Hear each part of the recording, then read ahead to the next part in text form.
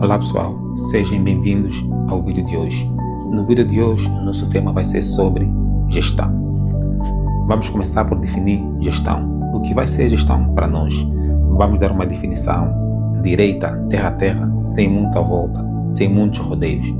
Gestão para nós vai ser a capacidade de planejar, organizar, dirigir e controlar. 4 funções: planejar, organizar, dirigir e controlar. Vamos detalhar cada uma dessas 4 funções. Vamos começar com a primeira, que é a função de planejar. O que é planejar? O que se faz no planejamento? No planejamento, a gente encontra o nosso objetivo. O que é o nosso objetivo? O nosso objetivo é aquilo que a gente quer atingir, é a nossa meta, é aonde a gente quer chegar. Ok, já sabemos o que a gente quer, onde a gente quer chegar, qual é a nossa meta. Agora, quais são as ferramentas que a gente usa para atingir os nossos objetivos, para chegarmos onde a gente quer chegar? Ok, uma das ferramentas que nós podemos usar é a ferramenta SMART, que vem do inglês. É uma sigla, mas se a gente ler assim, SMART significa inteligente. Quer dizer que o nosso objetivo para sair do papel tem que ser um objetivo inteligente. SMART é uma sigla. Vamos explicar o que significa cada letra deste SMART. SMART temos o S, temos o M, temos o A, temos o R e temos o T. O S em português significa específico. O que isso quer dizer? Quer dizer que o nosso objetivo tem que ser específico. O nosso objetivo tem que ser detalhado, não pode ser um objetivo generalizado e um objetivo ambíguo. Deve ser detalhado ao pormenor. A segunda letra é o M. O M vem de mensurável. O que isto quer dizer? Isto quer dizer que o nosso objetivo tem que ser mensurável. O nosso objetivo tem que ser transformado em número para poder medir o seu desempenho. Se a gente não conseguir medir o nosso desempenho, não vamos conseguir saber se estamos no caminho certo ou se estamos a se desviar do nosso objetivo. Então, o nosso objetivo tem que permitir ser transformado em número para avaliar o seu desempenho. A letra a seguir, que é a terceira, é o A. O que significa isso? Significa atingível. Isto quer dizer que o nosso objetivo tem que ser atingível. Nós temos que ter condições externas que permitem atingir o nosso objetivo. Por exemplo, a gente não pode traçar um objetivo em ir a Mercúrio. Por que não? Porque não temos tecnologia para nos levar a Mercúrio. Então, se a gente traçar um objetivo como esse, a gente vai quebrar a cara. Por quê? Porque não temos tecnologia ainda para ir a Mercúrio. Mas se a gente traçar um objetivo de ir à Lua, a gente não quebra a cara. Por quê? Porque já temos tecnologias que nos permitem ir à Lua. Quer dizer que nós temos condições externas favoráveis que nos permitem atingir os nossos objetivos. A quarta letra é R. O que isso quer dizer? Isso quer dizer que o nosso objetivo tem que ser realista. O que isso quer dizer? Que os nossos objetivos não podem ir além dos nossos recursos materiais, recursos humanos e recursos financeiros. Então, temos que ter recursos materiais disponíveis, recursos humanos habilitados e recursos financeiros suficientes para podermos bancar os nossos objetivos. Se nós traçarmos um objetivo que vai além dos nossos recursos, a gente falha. A gente está destinado a falhar. Então, o nosso objetivo tem que estar dentro das nossas posses, tem que estar dentro das nossas condições, tem que estar dentro dos nossos recursos. E por último, temos a letra T. O que isso quer dizer? Quer dizer que o objetivo tem que ser temporizável. O nosso objetivo tem que ter uma data de início e uma data de fim. Não podemos ter um objetivo que só tem início e não tem fim. Não dá certo. E também não podemos ter um objetivo que não tem data de início. Também não dá certo. Tem que estar definido a data de início do objetivo e a data de fim do objetivo. Começou, terminou. não podemos se meter a executar um projeto indefinidamente. Não, começa e não tem fim. Não, tem que começar e tem fim. E também não podemos traçar um objetivo que não, vamos começar, mas não tem data. Tem que ter data para começar. Então é isso. Ao traçarmos os nossos objetivos, eles devem ser SMART, que o S vem de específico, tem que ser detalhado, o mais detalhado possível. O M vem de mensurável. O nosso objetivo tem que ser transformado em números. Por exemplo, tu não pode dizer que eu quero comprar carros. Tu tens que dizer eu quero comprar 10 carros, 5 carros. Aí já está mensurável. Aí já consegues medir se atingiste o teu objetivo ou não. Se você planejou comprar 5 carros e compraste apenas 3, já sabes que não atingiste o objetivo. Se planejaste comprar 10 e compraste apenas 7, já sabes que não atingiste o objetivo. Por isso que o nosso objetivo tem que ser transformado em número, para a gente avaliar o desempenho, para a gente saber se chegamos lá ou não chegamos lá. O A é atingível, temos que ter condições externas para atingirmos o nosso objetivo. A gente pode sonhar alto, mas sempre com os pés no chão.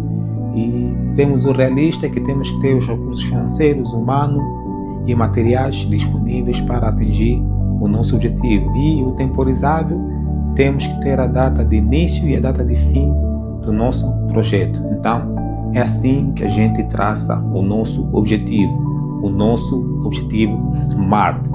Então, traçado o objetivo SMART, vamos para a fase seguinte, que é a fase da organização. Então, o que vamos ver na organização? Na organização vamos ver a divisão do trabalho e a distribuição de tarefas. Vamos ver a alocação de recursos. Vamos ver a atribuição de responsabilidades e vamos ver a delegação de autoridade. Vamos começar com o primeiro, divisão e distribuição de tarefas. Nesta fase aqui, o indivíduo tem que saber qual é a tarefa que ele deve executar no sentido de tirar o objetivo do papel. Segundo, a alocação de recursos.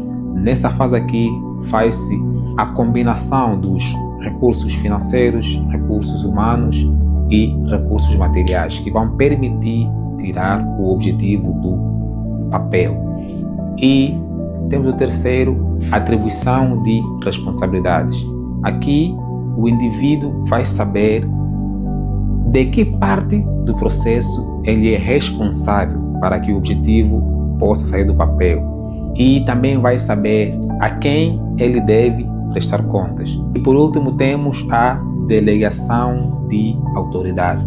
Aqui o indivíduo vai saber sobre quais indivíduos ele tem comando. O que isso quer dizer? Isso quer dizer que ele vai ter que saber sobre quem ele tem o direito de comandar e sobre quem ele tem o direito de receber obediência.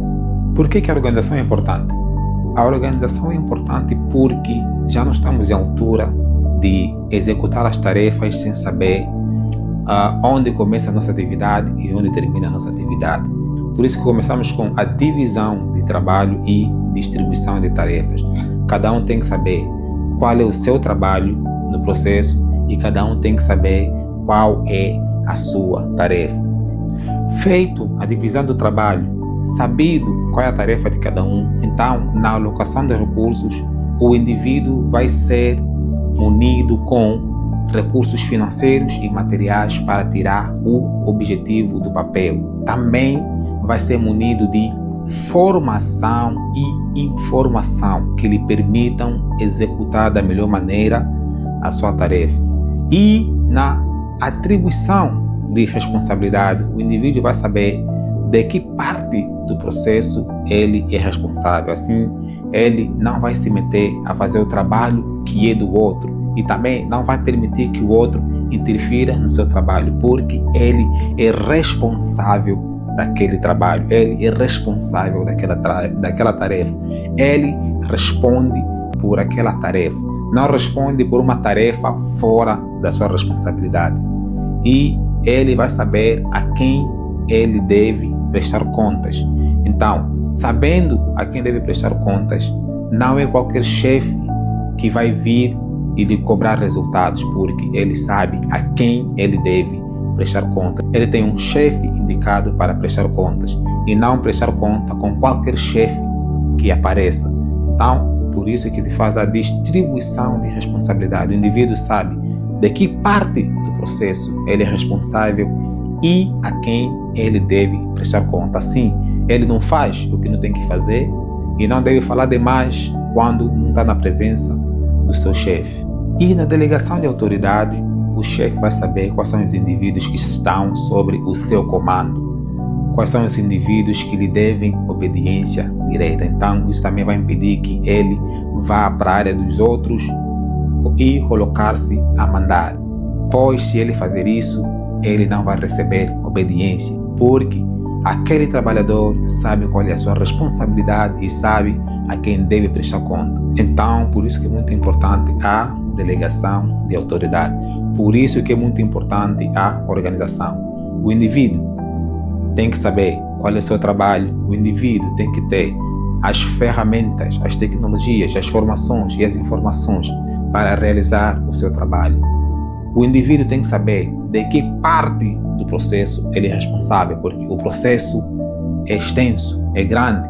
Ele é responsável apenas de uma parte menor. Então ele tem que saber de que parte ele é responsável. E ele tem que saber a quem deve prestar contas, pois ele não tem que prestar contas a todo mundo. Então, sabido isso, com a organização, agora a gente já não manda simplesmente o trabalhador fazer o trabalho, mas antes disso a gente mune-lhe com conhecimento, mune-lhe com formação e ele também fica munido com as ferramentas necessárias. Feito o planejamento, que sabemos o que devemos fazer, e feito a organização em que o trabalho está dividido, as tarefas estão distribuídas, os recursos foram alocados, as responsabilidades foram atribuídas e as autoridades foram delegadas. Então, falta agora a gente ir para a terceira função, que é a função de direção, que vai combinar a função de planejamento e a função de organização e fazer as coisas acontecer. As coisas acontecem efetivamente na função de direção. Quer dizer que na função de planejamento a gente estava na teoria, na função de organização a gente estava na teoria, agora vamos na função de direção, que a gente vai estar na prática, a gente vai estar na execução.